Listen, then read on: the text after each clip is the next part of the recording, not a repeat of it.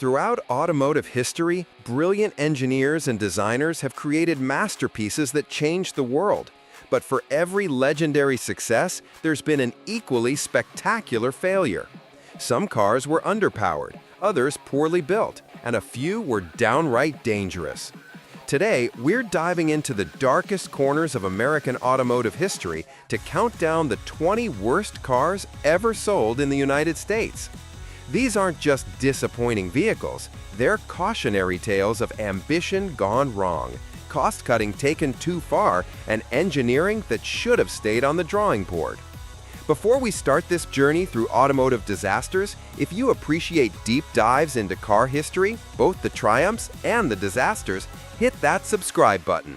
Let's get started. Number 20, 1961 to 1968 Amphicar. The Amphicar featured a 1.1-liter four-cylinder engine borrowed from the Triumph Herald, producing just 43 horsepower. This rear-mounted engine was supposed to power the vehicle to 70 miles per hour on land and 7 knots in water, hence the model designation 770. The vehicle measured 157 inches long and weighed approximately 2,400 pounds, significantly heavier than comparable compact cars due to its sealed hull construction and marine equipment. What made it terrible? Here's the critical problem. The Amphicar wasn't reliably watertight. Its ability to float depended entirely on whether the bilge pump could keep up with water leaking into the hull. If the pump failed or couldn't keep pace with incoming water, the Amphicar would sink. On land, the narrow tires and high ground clearance resulted in poor handling and instability in corners. Number 19, 1960 to 1967 Renault Dauphine. This rear-engine compact featured an 845cc inline-4 producing just 32 horsepower. Road and Track magazine tested the Dauphine and recorded a 0 to 60 time of 32 seconds. That's not a typo, 32 seconds. The Dauphine measured 155 inches long with an 89-inch wheelbase and weighed approximately 1,400 pounds. While designed for European streets, it was dangerously underpowered for American highways. What made it terrible? With 32 horsepower moving 1,400 pounds, the Dauphine was terrifyingly slow on American roads. Merging onto highways or passing other vehicles required careful planning and a lot of hope. But performance wasn't the only issue. The Dauphine suffered from catastrophic rust problems, particularly in challenging American climates. Number 18, 1963 to 1976 Hillman Imp. The Imp featured an all-aluminum 875cc overhead cam engine derived from a Coventry Climax racing unit producing 37 horsepower. The engine was mounted at a 45-degree cant to lower the center of gravity. The car measured approximately 144 inches long and featured independent suspension at all 4 corners, sophisticated for an economy car of the early 1960s. What made it terrible? The Imp was rushed into production at a brand new factory in Scotland before development was complete. The result was a disaster.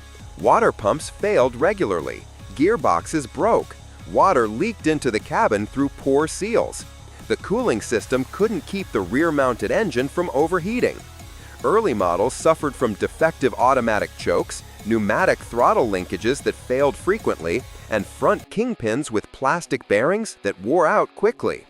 The double-skinned bodywork was prone to rust, especially along the front and door bottoms. Number 17, 1965 to 1967 AMC Rambler Marlin. The Marlin was built on the mid-sized Rambler Classic chassis, stretching 195 inches long with a 112-inch wheelbase and weighed approximately 3,618 pounds. Engine options included a 232 cubic inch inline-6, producing 155 horsepower, a 287 cubic V8 with 198 horsepower, and a top 327 cubic V8 delivering up to 270 horsepower. What made it terrible? The fundamental problem was the platform. AMC built the Marlin on a family sedan chassis that was never designed for a sporty coupe. The result looked awkward and disproportionate. The fastback roof design sat atop a body that was simply too large. The narrow trunk opening made loading cargo difficult, and the raised roofline over the rear seats, insisted upon by AMC's tall president, ruined the fastback's proportions. Performance was mediocre at best. The handling didn't match its sporty pretensions, and the weight made it feel sluggish. Number 16. 1960 Ford Falcon. This compact measured 181 inches long with a 109.5-inch wheelbase and weighed approximately 2,380 pounds. Under the hood sat a 144 cubic inch inline-six producing just 90 horsepower and 138 pound-feet of torque. What made it terrible? Ford's obsession with fuel economy created serious drivability problems. They specified a 3.10 rear axle ratio that maximized highway fuel consumption but made the car nearly impossible to drive in real-world conditions. The gap between second and third gear in the 3-speed manual transmission was so wide that passing from 50 miles per hour became frustrating. In second gear, the engine was out of breath. In third gear, it had no torque whatsoever. Motor Life magazine recorded a 0 to 60 time of 17.3 seconds, but real-world performance felt much slower due to the gearing problems. Number 15. 1962 Dodge Dart. The Dart measured approximately 202 inches long with a 116-inch wheelbase. The base engine was a 225 cubic inch slant six producing around 145 horsepower, with various V8 options available. What made it terrible? The slant six engine, while eventually becoming legendary for durability, had significant issues in its early implementation. The base version was underpowered for the car's weight, resulting in sluggish acceleration and poor throttle response. Reliability problems plagued early Darts. The engine suffered from oil leaks, cooling system issues, and carburetor problems. The transmission, particularly in automatic-equipped models, shifted harshly and required frequent adjustments. Build quality was inconsistent. Panel gaps varied from car to car, interior trim pieces rattled loose, and doors didn't always align properly. Rust appeared quickly, particularly in the lower body panels and around the wheel wells. Number 14. 1964 to 1967 Vauxhall Victor. This British family car measured approximately 172 inches long with a 100-inch wheelbase. The base engine was a 1.6-liter inline-4 producing 66 horsepower, with optional 4-speed manual or 2-speed Power Glide automatic transmissions. What made it terrible? The Victor FC suffered from rust problems so severe that it earned Vauxhall a reputation for corrosion that lasted for years. The inner and outer front wings rusted away with alarming speed. Door seals leaked, allowing water to enter the cabin and accelerate body rot. The sills and rear wheel arches dissolved into rust within just a few years of ownership. The wraparound windscreen design created water traps that contributed to pillar corrosion. Build quality compounded the rust issues. The gearbox was notoriously noisy. Number 13. 1960 to 1963 Chevrolet Corvair. The Corvair measured approximately 180 inches long with a 108-inch wheelbase. Under the rear deck sat an air-cooled 140 cubic inch flat-six engine producing 80 horsepower in base form, expanding to 145 cubic inches in later versions. What made it terrible? Chevrolet's cost-cutting decisions created serious safety problems. The first-generation Corvair featured a swing axle rear suspension similar to the Volkswagen Beetle. However, the Corvair's engine was larger and heavier, placing 60 to 63% of the car's weight over the rear wheels. This extreme rearward weight bias, combined with the basic suspension design and lack of a front anti-roll bar, made the car prone to severe oversteer. When driven hard, the rear end could tuck under, causing the car to spin out of control. The car required different tire pressures front and rear, 15 psi in front and 26 psi in the rear. Number 12. 1990 Yugo GV. The Yugo GV was powered by a 1.1-liter four-cylinder engine producing just 55 horsepower, paired with a 4-speed manual transmission. It weighed approximately 1,860 pounds and was based on a 1960s Fiat 128 design. The car could reach 60 miles per hour in 14 seconds and had a top speed of 86 miles per hour. What made it terrible? Trim pieces fell off with shocking regularity. The timing belt needed replacement every 30,000 miles, and if you missed that service on this interference engine, you'd destroy the motor completely. The Yugo became the punchline of countless jokes. There's an old one that goes, "How do you double the value of a Yugo? Fill up the gas tank." Plastic dashboard parts didn't fit correctly. Electrical systems failed constantly. 11. 1971 to 1980 Chevrolet Vega. The Vega came with a 2.3-liter inline-4 engine producing 90 horsepower. GM used an innovative aluminum block with silicon-etched cylinder bores, technology that wasn't ready for prime time. What made it terrible? The engine had a tendency to overheat, causing the cylinder walls to warp. This led to excessive oil consumption and catastrophic engine failure, often before the car hit 50,000 miles. Owners watched blue smoke pour from their exhaust pipes as the engine self-destructed. But the engine wasn't the only issue. The Vega's body panels were incredibly thin and rust-prone. Cars would develop severe rust within just 2 years in salt belch dates. Fenders, door panels, and the entire subframe would literally rot away. Number 10. 1975-1980 AMC Pacer. Number 10 is the AMC Pacer, marketed as the first wide small car, but remembered as one of the strangest vehicles of the 1970s. The Pacer was nearly as wide as a full-size sedan, but only 171 inches long. It came standard with a 3.8-liter inline-6 producing 100 horsepower, barely adequate to move the 3,000-pound car with the aerodynamics of a brick. What made it terrible? With its massive greenhouse and fishbowl-like windows, the Pacer offered exceptional visibility, but it also turned the interior into a greenhouse on sunny days, with no effective air conditioning in early models. 0 to 60 took nearly 14 seconds, and fuel economy hovered around 16 miles per gallon, terrible for an economy car. The passenger door was actually 4 inches longer than the driver's door for rear seat access. While innovative, this unusual feature couldn't save the car. Number 9. 1974 to 1980 AMC Gremlin. The Gremlin was created by literally chopping off the rear end of the AMC Hornet. Early models came with a 199 cubic inch inline-6 producing 128 horsepower, or a 232 cubic inch 6 with 145 horsepower. By 1974, those numbers had dropped to 100 and 110 horsepower respectively due to emissions regulations. What made it terrible? The design looked exactly like what it was, an unfinished car.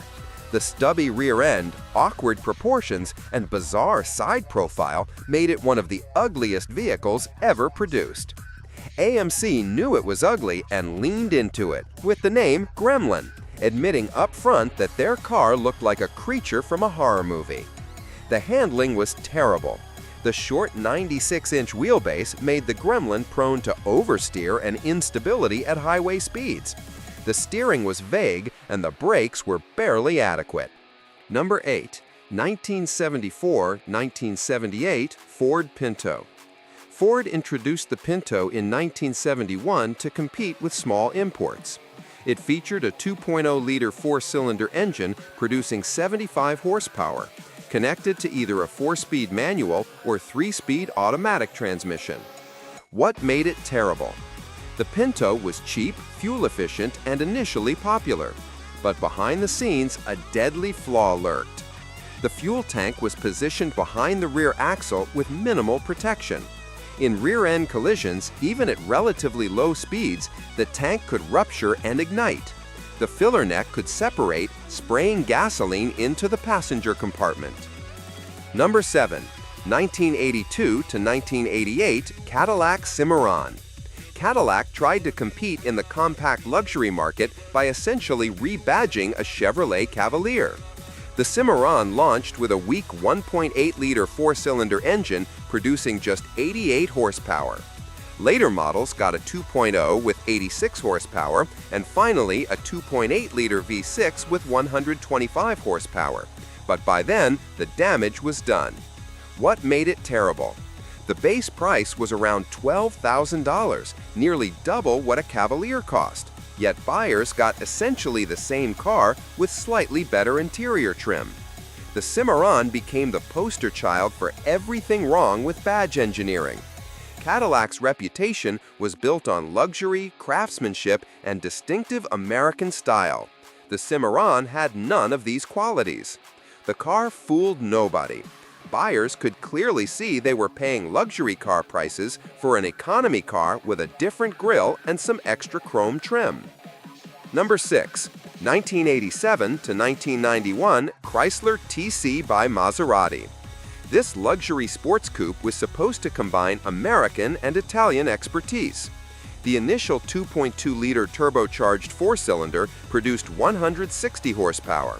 Later upgraded to a 3.0-liter V6 with 141 horsepower. What made it terrible? The TC was essentially a rebadged Chrysler LeBaron convertible with Italian leather and a Maserati badge. But Chrysler priced it at $33,000, more than double what a LeBaron convertible cost. Buyers were paying for the Maserati name, not any real performance or luxury advantage. The car shared platforms, most mechanical components, and even many body panels with the much cheaper LeBaron. Production delays meant the TC arrived to market years behind schedule. By the time it launched, the LeBaron it was based on was already well known. Buyers weren't fooled by the Italian badges. Performance was mediocre at best, nothing that justified the exotic car positioning. The handling was acceptable but not exceptional, and the build quality was typical Chrysler, not Italian craftsmanship. Number 5. 1984 to 1988 Pontiac Fiero. The Fiero featured innovative design with a mid-engine layout. The base 2.5-liter four-cylinder engine produced 92 horsepower, while the optional 2.8-liter V6 offered 140 horsepower. The plastic body panels over a space frame were revolutionary for the time. What made it terrible? Early Fieros had serious engine cooling problems that led to engine fires, creating a PR nightmare for General Motors. With just 92 horsepower in base form, the Fiero was barely adequate for a sports car. Performance was disappointing, and the car felt slow compared to competition. Quality control was inconsistent. While the plastic body panels were innovative and rust-proof, panel fit and finish varied considerably from car to car. The handling improved significantly in later years, especially with the 1988 suspension redesign. But by then, the Fiero's reputation was destroyed, and sales never recovered. Number 4. 1995 Chevrolet Cavalier. The Cavalier featured a 120 horsepower 2.2-liter four-cylinder engine as standard, with an optional 150 horsepower 2.4-liter dual overhead cam engine available in Z24 and LS models. Transmission choices included a 5-speed manual or 3-speed automatic, later upgraded to a 4-speed. What made it terrible? The Cavalier represented everything wrong with 1990s GM. Owners reported constant transmission problems, particularly the 3-speed automatic that would freeze up and refuse to shift gears when warm. Water pump failures were common. Head gasket issues plagued many examples, and the turn signal switch was notorious for failing. The interior was cheap even by economy car standards, with uncomfortable seats and Fisher-Price quality plastics. Number 3. 1996 Ford Taurus. The Taurus came with either a 140 horsepower 3.0-liter Vulcan V6 or a 200 horsepower 3.0-liter Duratec V6. The infamous SHO model received a Yamaha-developed 3.4-liter V8 making 235 horsepower paired exclusively with a 4-speed automatic. What made it terrible? Ford's radical oval-obsessed styling turned off buyers immediately. Everything was oval: the windows, the dashboard vents, even the rear window. The interior looked cheap despite the futuristic design language. The real killer was reliability. The AX4S automatic transmission, particularly when paired with the Vulcan V6, averaged just 100,000 miles before failure. Replacing it cost more than the car was worth. Power steering rack failures were common around the same mileage.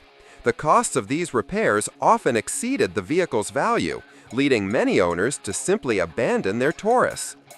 Number 2. 1995 Land Rover Discovery.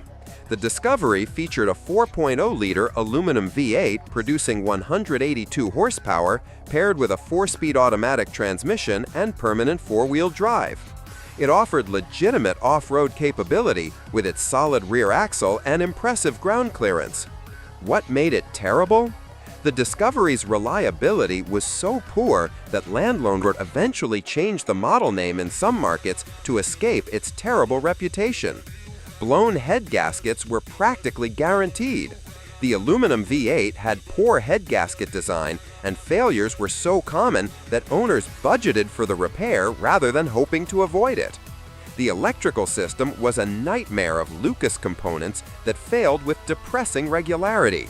Owners reported constantly dealing with failed window regulators, leaking sunroofs, transmission problems, and cooling system failures. Suspension bushings wore out prematurely, and rust appeared seemingly overnight on a vehicle marketed as a premium SUV. Number 1. 1994 Dodge Viper RT10.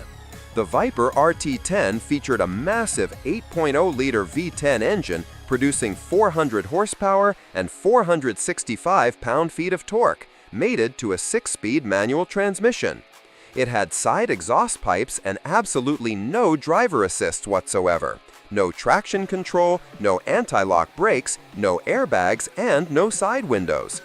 What made it terrible? The Viper was an incredible performance machine and a true American icon, but as an actual usable car, it was terrible. The massive V10 produced enormous heat that would literally cook the driver's legs. The side exhaust pipes could burn you if you brushed against them getting in or out of the car. There was no air conditioning in early models, and even when it became available, it barely worked. The interior was crude, with cheap plastics and minimal features. There were no exterior door handles. You had to reach inside the cabin to open the doors. Early models had no windows at all, just side curtains that were essentially useless.